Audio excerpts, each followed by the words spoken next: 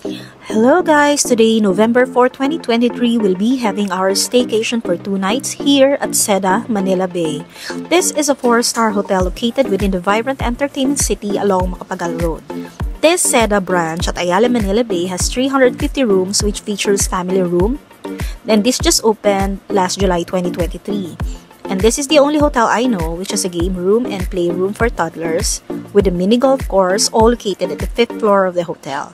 The staff here are very accommodating at sinalubong na nga kami ng isa sa kanila to get our stuff and bags para ilagay sa trolley while I still checking in at the reception. I booked 2 rooms since walo kami na mag-i-stay dito. I actually had no idea whether they will allow it since the room is good for 2 people only. Fortunately, hindi naman sila nagtanong, so I guess pwede. By this time, at 3 PM, isa pa lang ang nabigay sa amin na room since madami daw nag-late check-out for this recent long weekend. They also asked nga pala for 2,000 pesos incidental deposit for each room, so total of 4,000 pesos for both rooms.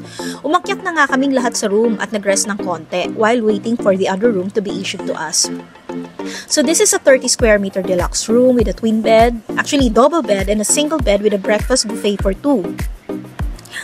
We have 2 rooms, so total of 4 people ang merong free breakfast at nagbayad na lang ako ng extra for 2 for 1,200 per head. And this deluxe room is 7,500 pesos per night. Yes, kasama na yung breakfast buffet. So total of 30,000 pesos for 2 rooms, 2 nights, again via Agoda. So kung makikita nyo sa room amenities, meron silang mini bar, may mini fridge. Siyempre, meron ding 2 complimentary bottled waters. Sa kanilang bathroom naman, bidet check, meron ding telephone shower, may toiletries. So, malinis. Bagong-bago pati mga towels, even the bathrobes na kasama. So, dito nga kami sa 7th floor. City view. So, ang ganda nito pagkagabi. Makita mo yung mga ilaw ng sasakyan. And meron ding bedside table. Pero isa lang yan sa gitna. And while waiting for the other room, excited na nga kaming tignan yung mga amenities sa 5th floor.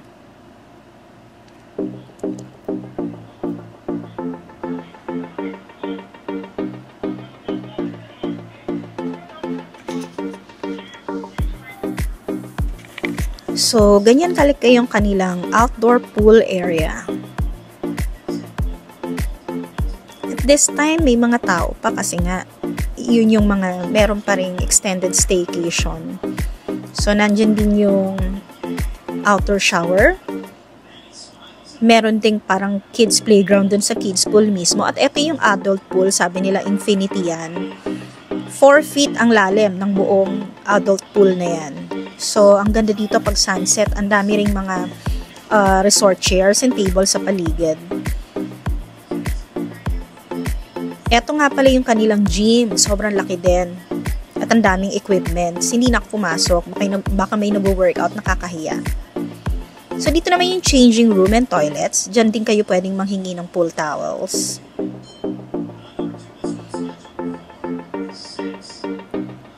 Ito yung playroom, kids playroom, tsaka gaming room. Merong lounge, may couch dyan. So, sa right side, nakikita nyo talaga mag-e-enjoy dito ang mga toddlers and babies. Meron ding mga toys dyan nasa gilid. Sa left side naman ay ang gaming room para sa mga teenagers at pre-teens. Ayan yung mga games na pwede nyong ma-enjoy. Mga table games. At ang pinaka-exciting nga para sa mga anak ko ay itong Xbox at PlayStation. Hindi mong iparegister yung name at yung room number mo sa reception para makakuha ng controllers at bala ng games. Syempre, kailangan mo rin itong isole pagtapos mong maglaro. Want to sawa ka if wala namang ibang nag-iintay or kung solo mo yung game room. Pero sabi nila ay max 40 minutes lang kapag may kasunod ka. In our case, solo namin kasi nga halos nag-check out na ang mga bakasyonista sa date ng staycation namin. Sa area na to, maganda rin mag-sightseeing or mag-snack during sunset. Andito nyo makikita yung Manila Bay. Medyo malayo nga lang yung view, pero ayan siya, makikita nyo pa din siya sa area na to. Meron din pala silang outdoor mini golf course. Dito pa rin sa 5th floor. Pero hindi pa ito operational sa ngayon. Mapapansin nyo ang ganda ng mga upuan nila sa paligid, diba? Ang sarap tambayan. Pwede ka ditong mag-coffee, magbasa ng libro, or mag-cellphone ka lang, mag-TikTok, or kung gusto nyong tahimik, dito ka tumambay. Since walang tao, pwede rin dito mag-meditate.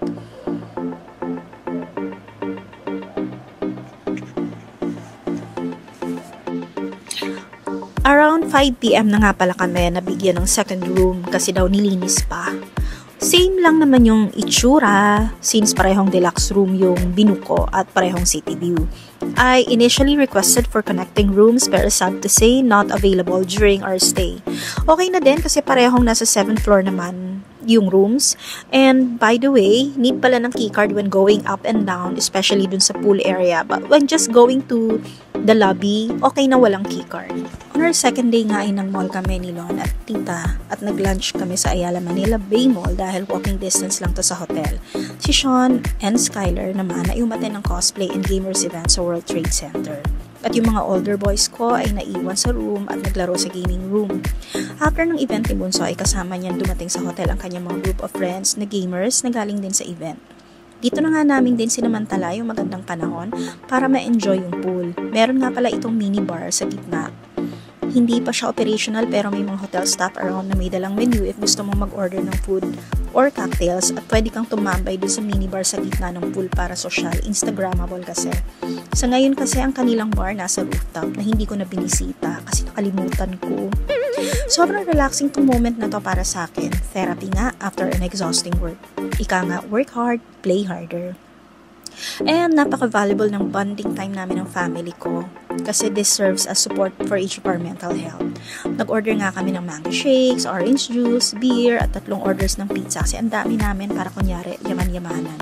At yung beef salpikaw, sobrang lambot ng karne. Lasang-lasa mo yung garlic at talagang melts in your mouth dahil sa tenderness nito.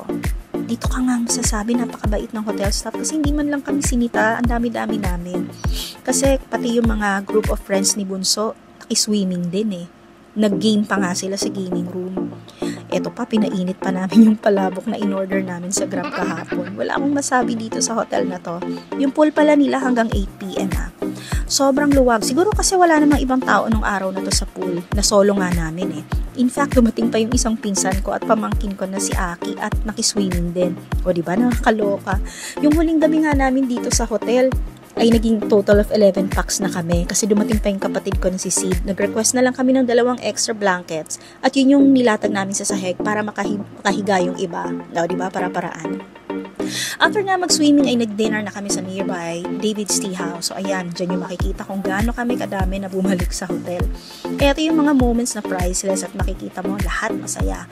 4 AM ay umalis na din si Namaan at Aki kasi may pasok pa sila. Sa dami nga namin, akala ko kukulangin pa tong in-order ko na food pero mahihina palang kumain. Kaya itinake out na lang namin yung natirang food.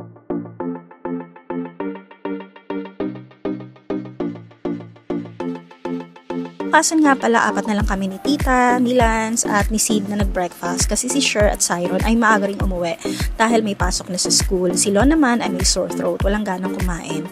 Ang lawak ng dining area, ang class, pero kahapon daw may waiting daw sa table dahil nga siguro sa dami ng nag-staycation ng weekend, but this time ay maluwag.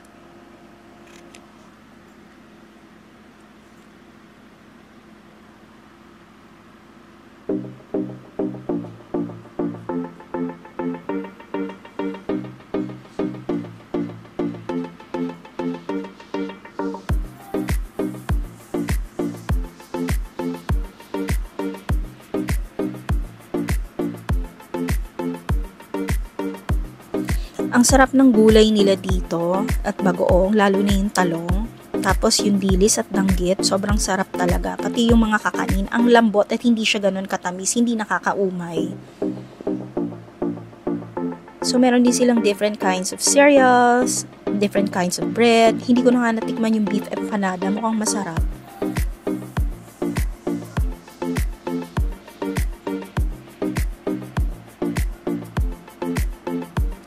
Meron ding mga cookies.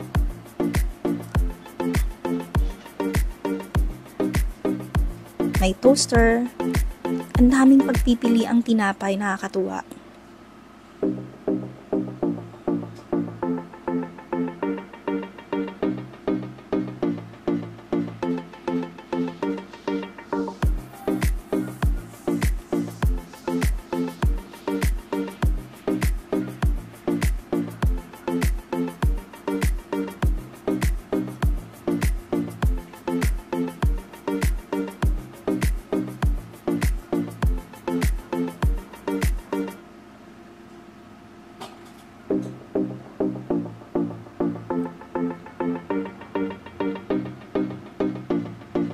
Ito yung favorite ko yung parang charcuterie. May assorted cheese, may cold cuts, yan.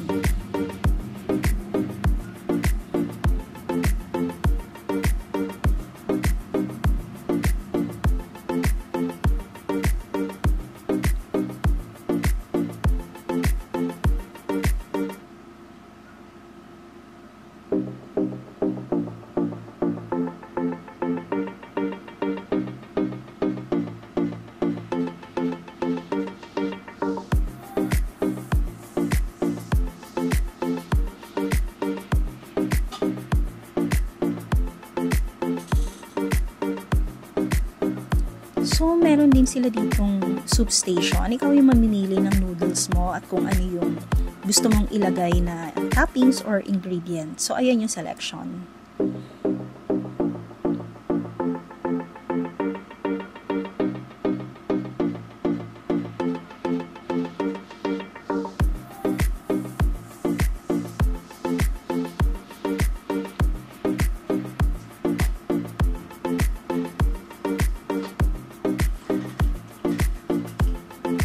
Yung corned beef nila, yun yung binalikan ko. Masarap din. Ito yung kanilang fried chicken.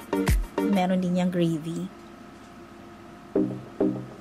Masasabi ko overall ay sosyal ang breakfast. Pero for 1,200 pesos per head, medyo mapapaisip ka. Siguro mga 800 to 950 pesos man lang sana siguro. Hindi ko nakita kung ano yung difference ng naiserve kahapon kasi hindi ako nakapag-breakfast dahil nag-migraine attack ako at pinili ko na lang nahabaan yung tulog ko. But for sure, nag-vary din ang kanilang daily menu for breakfast. So well, overall, I can say this is one of the best staycation I had. One of the best hotel amenities. Highly recommended lalo na para sa may mga toddlers. Malapit siya sa mall and convenience stores at mababait ang mga hotel staff. So, I hope you enjoyed my video, and if you liked it, please subscribe to my channel and kindly hit the like button. Thanks for watching. Bye!